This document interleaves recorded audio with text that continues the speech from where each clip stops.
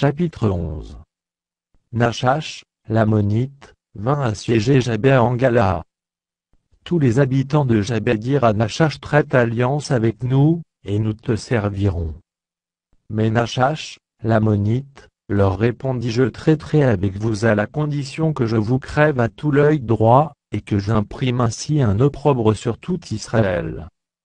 Les anciens de Jabès lui dirent: accorde-nous une trêve de 7 jours, afin que nous envoyions des messagers dans tout le territoire d'Israël, et s'il n'y a personne qui nous secourt, nous nous rendrons à toi. Les messagers arrivèrent à Gibéa de Saül, et dirent ces choses aux oreilles du peuple.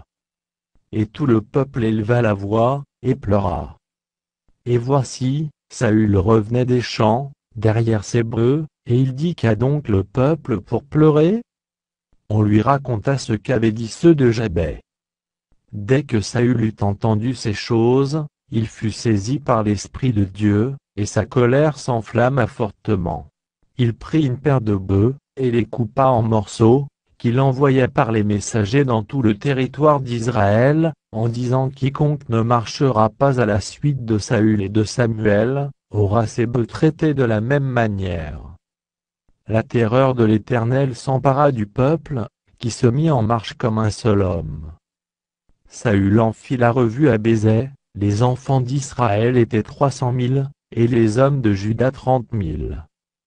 Ils dirent aux messagers qui étaient venus: vous parlerez ainsi aux habitants de Jabès en Galaad: demain vous aurez du secours, quand le soleil sera dans sa chaleur.